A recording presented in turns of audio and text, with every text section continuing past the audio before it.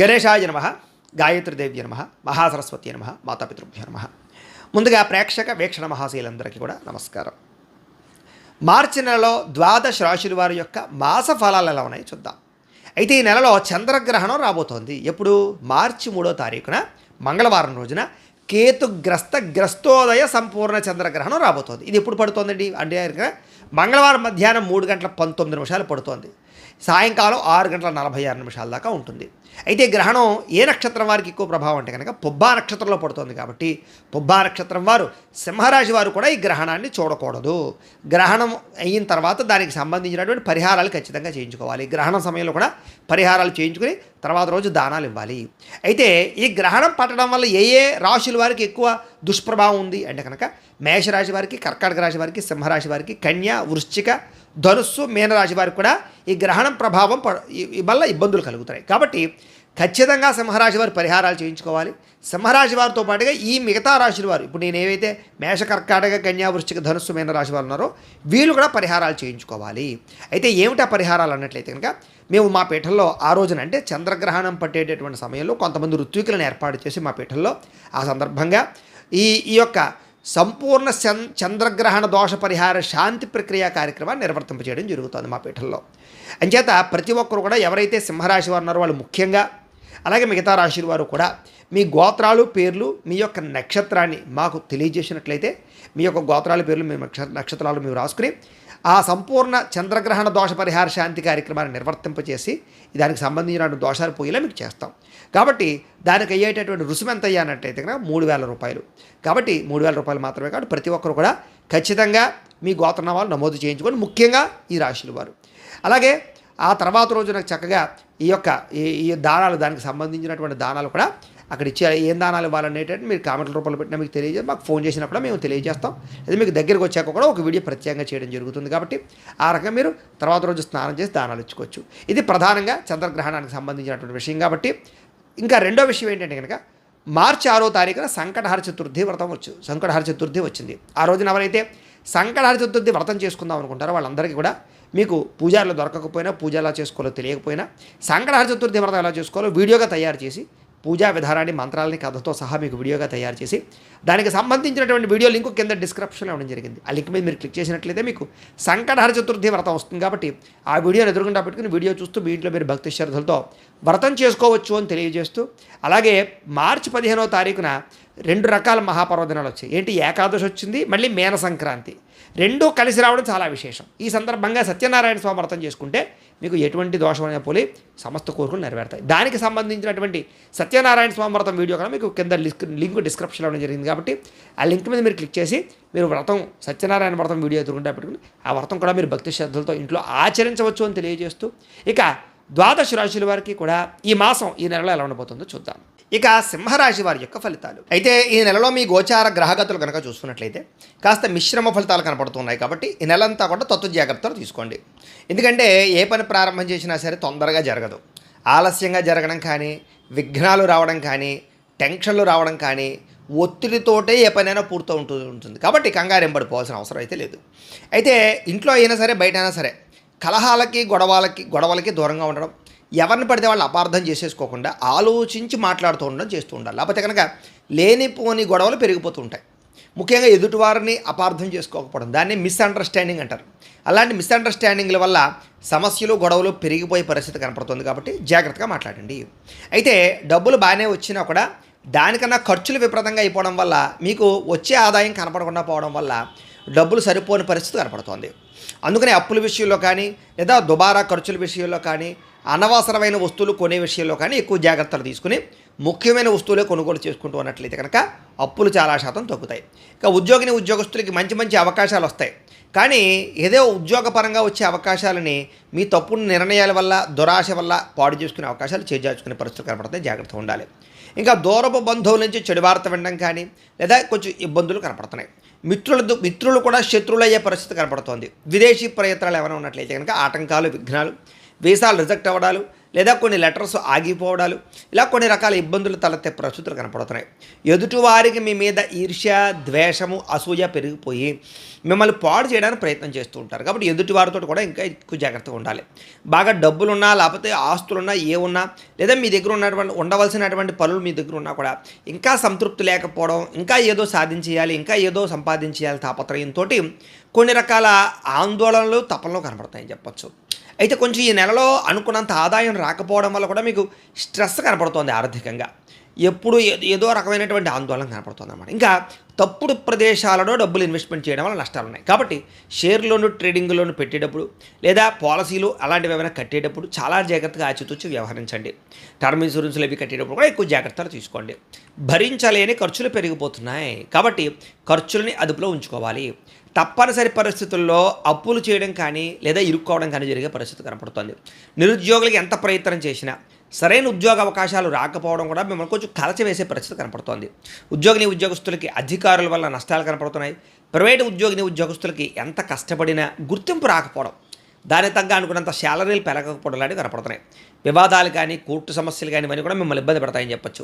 శారీరక కోరికలు పెరిగిపోయే పరిస్థితులు, వ్యాపారస్తులకి కష్టానికి తగ్గ లాభం లేకపోవడము, ఎన్ఆర్ఐలు అంటే ఇతర దేశాల్లో ఉండే భారతీయులకి అనవసరమైన సమస్యలు ఇరుక్కోవడం, వాటి వల్ల ఉద్యోగాలు పోవడాలు, ఉద్యోగ నష్టాలు, ధన నష్టాలు, ఇబ్బందులు గురయ్యే పరిస్థితులు కనపడతాయి. జాగ్రత్తగా ఉండాలి. వాహనాలు అనేటప్పుడు ఇంకా జాగ్రత్తగా ఉండాలి. విదేశాల్లో ఉండేవారు ఇంకా దూరపు ప్రయాణాలు కొంచెం వాయిదా వేసుకోవడం మంచిది. వీసాలు రిజెక్ట్ అయ్యే పరిస్థితి కనపడుతుంది. ఇంకా తీర్థయాత్రలు కానీ విహారయాత్రలు కానీ ముఖ్యమైనటువంటి ప్రయాణాలు, దూర ప్రయాణాలు లాంటివి చివరి సమయంలో క్యాన్సిల్ అయ్యే పరిస్థితి కనపడుతోంది. అలాగే ఇష్టమైన వాడితో వివాహం కానీ లేదా ఏదైనా రిలేషన్ విషయంలో కానీ వివాహాలు లేట్ అవ్వడం కనపడుతోంది. వివాహాలు శుభకార్యాలు కూడా ఆలస్యం జరగడం కానీ ఏదో కారణంగా వెనక్కి వెళ్ళిపోతుండడం జరిగే అవకాశం కనపడుతోంది. సంతానం వల్ల అంటే పిల్లల వల్ల ధన నష్టం, సమస్యలు అధికమవడం కనపడుతోంది. ప్రేమికుల మధ్య అపార్థాలు, గొడవలు, వ్యామోహాలు బాగా పెరిగిపోయే పరిస్థితి కనపడుతోంది. క్రమశిక్షణ లేని జీవన విధానం అంటే ఏ పని ఏ సమయానికి చేయాలో ఆ సమయానికి పని చేయకపోవడం లేదా తొట్టుపాటుతనం, కంగారు వీటి వల్ల కూడా ఇబ్బందులు కనపడుతోంది. జీవన విధానం అస్తవ్యస్తంగా కనపడుతోంది. రాజకీయ నాయకులకి కోర్టు సమస్యలు ఇరుక్కునే పరిస్థితి కనపడుతోంది. సినిమా, టీవీ, మీడియా రంగాల వారికి మీకు రావాల్సిన మంచి అవకాశాలు వేరే వాళ్ళకి వెళ్ళిపోవడం వల్ల బాధ, ఇబ్బందులు కనపడుతున్నాయని చెప్పచ్చు. భార్యాభర్తల మధ్య అపార్థాలు, దూరాలు జరిగే పరిస్థితులు, పిల్లలకి మీకు మధ్య ఉండేటటువంటి రిలేషన్ విషయంలో ఇబ్బందులు, ప్రేమించిన వారు మిమ్మల్ని కొంచెం ఇబ్బంది పెట్టడంతో పాటుగా ఇష్టమైన వాళ్ళతోటి వాళ్ళ మీద ప్రేమ ఉన్నా కూడా అది సరిగ్గా చూపించలేని వాటి వల్ల ఇష్టమైన వాళ్ళు దూరం అయ్యే పరిస్థితి కనపడుతోంది. అంటే వాళ్ళతో చికాకులు గొడవలు పడడం చేయకండి. ఇక అస్తమాటు ప్రతి చిన్న విషయానికి చికాకు, కోపము, అసహనం ఇవి బాగా పెరిగిపోతూ ఉంటాయి. కాబట్టి కంట్రోల్ చేసి కాస్త మెడిటేషన్ లాంటివి చేయండి. ఏదైనా భగవద్గీత లాంటివి చదువుకోవడానికి ప్రయత్నం చేస్తుండండి. ఎందుకంటే మనసుకి ఇష్టం లేనటువంటి పనులు చేయవలసిన పరిస్థితులు కనపడుతూ ఉన్నాయి. అనవసరంగా గొడవ పెట్టుకుని ఇంట్లో వాళ్ళని, కావలసిన వారిని, ప్రేమించిన వాళ్ళని దూరం చేసుకునే పరిస్థితులు కనపడుతున్నాయి. కాబట్టి ఎవరితోటి గొడవలు పెట్టుకోకండి. ఒకానొక పరిస్థితులు ఏంటంటే అసలు మీకు ఏం కావాలో మీకే అర్థం కాని పరిస్థితులు, ఎందుకు బాధపడుతున్నారో అర్థం కాని పరిస్థితి కనపడుతుంది. అలాగే అతిగా మాట్లాడడం, అతిగా తినడం, అతిగా కోపపడడం ఇవన్నీ మీకు సమస్యను గురి చేస్తాయి. అతిగా ఖర్చు పెట్టడం కూడా. కాబట్టి ఇలాంటి వాటికి దూరంగా ఉండాలి. అలాగే ఒకానొక పరిస్థితుల్లో కుటుంబానికి దూరంగా గడపవలసిన పరిస్థితులు కూడా కనపడుతూ ఉన్నాయి. జాగ్రత్త. చెడు సలహాలు ఇచ్చేటటువంటి వారి మాటలు విని పెట్టుబడులు పెట్టినా, అలాంటి వాళ్ళ మాటలు విని ఏదైనా నిర్ణయాలు తీసుకున్నా పెద్ద నష్టాలు కనపడుతున్నాయి. కాబట్టి చెడు సలహాలు ఇచ్చే వారికి దూరంగా ఉండండి. చెడు వ్యసన పరులకి, చెడు స్నేహితులకి ఇంకా దూరంగా ఉండాలి. ఇక భార్యాభర్తల మధ్య చిన్న గొడవలు పెద్దవడం కానీ, వ్యాపారాలు చేసేటప్పుడు పార్ట్నర్షిప్ వ్యాపారస్తుల ఇబ్బందులు కానీ, కష్టాడదగా ప్రతిఫలం లేకపోవడము, ప్రేమికుల మధ్య వివాదాలు, ఇష్టమైనటువంటి వస్తువులు పోగొట్టుకోవడము, వాహనాలు చెడిపోవడము, యంత్ర పరికరాల వల్ల చెడిపోవడం వల్ల ధన నష్టము కనపడుతూ ఉన్నాయి. ప్రభుత్వ ఉద్యోగస్తులకి ఎక్కువ చికాకులు కనపడుతున్నాయి. స్త్రీలు కూడా కొంచెం జాగ్రత్తగా వ్యవహరించాలి. డాక్యుమెంట్స్, రాతకోతలు, వ్యవహారాల విషయాల్లో స్వల్ప ఆలస్యాలు, ఇబ్బందులు కనపడుతున్నాయి. శత్రువులు బాగా పెరిగిపోవడము, అలాగే నరదిష్టి, నరఘోష బాగా పెరిగిపోవడం జరుగుతుంది. మిమ్మల్ని బాగా ప్రేమించే వారిని దూరం చేసుకునే పరిస్థితులు ఉన్నాయి. రాజకీయ నాయకులు కూడా చాలా జాగ్రత్తగా నడుచుకోకపోతే కనుక అధిష్టానం చెడ్డ పేరు తెచ్చుకోవడం కానీ, పదవులు కోల్పోయే అవకాశాలు, జనాల్లో చెడ్డ పేరుతో పాటుగా మీ మీద కొంతమంది వ్యక్తులు లేదా ప్రత్యర్థులు ఇబ్బంది పెట్టే అవకాశాలు, అనవసరంగా సమస్యలు ఎదుర్కొనే పరిస్థితులు కనపడుతున్నాయి. విడిపోయిన వ్యక్తులు తిరిగి కలవడానికి మాత్రం అవకాశాలు ఉన్నాయి. అదే ఆదాయం కన్నా ఖర్చు మాత్రం అధికంగా కనపడుతుంది. పరిశ్రమలు పెట్టాలనుకున్నా, ఫ్యాక్టరీలు పెట్టాలనుకున్నా, ఇండస్ట్రీలు పెట్టాలనుకున్నా పనులు ఆలస్యంగానే జరుగుతాయి. కంగారు పడిపోకండి. పరపురుష పరస్త్రీ వ్యామోహాలకి, శారీరక వాంఛలకి దూరంగా ఉండడం, వ్యసనాలకు దూరంగా ఉండడం మంచిది. ప్రతి చిన్న విషయానికి కోపతాపావేశాలు తగ్గించుకుని కుటుంబంతో సంతోషంగా ఉండడానికి ప్రయత్నం చేయడం మంచిది. ఇక విద్యార్థులకి మనోధైర్యం తగ్గడం, చదువు పట్ల శ్రద్ధ తగ్గడం, కొంచెం భయం పెరగడంతో పాటుగా చికాకులు కనపడుతున్నాయి. అలాగే పరీక్షల పట్ల లేదా ఎగ్జామినేషన్స్ పట్ల టెన్షన్లు కనపడుతూ ఉన్నాయి. అలాగే కొంతమంది మీ చదువును పాడు చేసే స్నేహితులు ఉంటారు, అలాంటి వారికి దూరంగా ఉండండి. సెల్ ఫోన్ వ్యామోహాలకి, గేమ్స్కి, ప్రేమ వ్యామోహాలకి దూరంగా ఉండాలి. ఉద్యోగస్తులకి శ్రమకు తగ్గ ఫలితం కనపడటం లేదు. వృత్తిపరంగా, ఉద్యోగపరంగా, వ్యవహారపరంగా ఒడిదుడుకులు కనపడుతున్నాయి. తోటి ఉద్యోగస్తులతో అభిప్రాయ భేదాలు కనపడతాయి, జాగ్రత్తగా ఉండాలి. స్త్రీలకి విలువైన వస్తువులు పోగొట్టుకోవడం కానీ, ఇంట్లో వాళ్ళతో సమస్యలు, ఇంట్లో ఉండేటటువంటి తోటికోడలు, అత్తమామలు, భర్తతోటి లేదా ఇరుగు పొరుగు వారితోటి విభేదాలు, ఇంట్లో వాళ్ళు చెప్పే సమస్యలు సరిగ్గా అర్థం చేసుకోలేకపోవడము, భర్త మీద కోపించుకోవడం కానీ, అనుమానించుకోవడం కానీ ఇలాంటివి కనపడుతున్నాయి. అలాగే వ్యామోహాలకు దూరంగా ఉండాలి. సంతానాన్ని సరిగ్గా పట్టించుకోకపోవడం, కుటుంబాన్ని సరిగ్గా పట్టించుకోకపోవడం వల్ల సమస్యలు ఉన్నాయి, జాగ్రత్త. ఆరోగ్యం విషయంలో ఎక్కువ జాగ్రత్తలు తీసుకోండి. వ్యాపారస్తులకి సామాన్య లాభాలు కనపడుతున్నాయి. మీరు వేసుకున్న ప్రణాళికలకి జరిగే వ్యాపారానికి సంబంధం లేకుండా అంతంత మాత్రమే లాభాలు కనపడుతున్నాయని చెప్పచ్చు. కొత్త వ్యాపార అవకాశాలు పోగొట్టుకోవడం కానీ, వ్యాపారాల్లో తప్పుడు నిర్ణయాలు తీసుకోవడం కానీ, డబ్బులు రొటేషన్ అవ్వకపోవడం, మొండి బకాయిల వేధింపులు, అరువులు అప్పులు ఇవ్వడం వల్ల నష్టాలు కనపడుతున్నాయి. కాబట్టి చాలా జాగ్రత్తలు తీసుకోవాలి. ఏది ఏమైనా కూడా ఒక్కసారి మీ పర్సనల్ జాతకం కూడా ఎలా ఉందో ఒకసారి చూపించుకుని, ఏదైనా దోషాలు ఉంటే వాటికి పరిహారాలు చేయించుకుని ముందడి వేసినట్లయితే మీకు రాబోయే రోజులు శుభప్రదంగా ఉంటాయి అని తెలియజేస్తూ, అయితే ప్రేక్షకులకి ముఖ్యంగా మనకి ఏమిటయ్యా అన్నట్లయితే కనుక, ఇప్పటిదాకా మేము చెప్పినటువంటి ఈ ఫలితాలన్నీ కూడా గోచార ఫలితాలు, అంటే ఈ రాశిలో ఉండేటటువంటి కోటాను కోట్ల మంది అందరికీ వర్తిస్తాయి. కాబట్టి ఆ రకంగా వినే ప్రయత్నాన్ని చేయండి. ఒకవేళ మీ పర్సనల్ జాతకం అంటే మీకు ఒక్కరికి ఎలా ఉందో తెలుసుకోవాలి అన్నా, లేదా ఏదైనా సమస్యలతో ఇబ్బంది పడుతూ ఉన్నా, దానికి మీ date of birth, time, place of birth, మీ పేరు మా వాట్సాప్ నెంబర్కి మెసేజ్ పెట్టినా, లేదా మాకు ఫోన్ చేసినా కూడా మీ పర్సనల్ జాతకం అంటే మీకు ఒక్కరికి ఎలా ఉందో చూసి చెప్పే ప్రయత్నాన్ని చేస్తాము.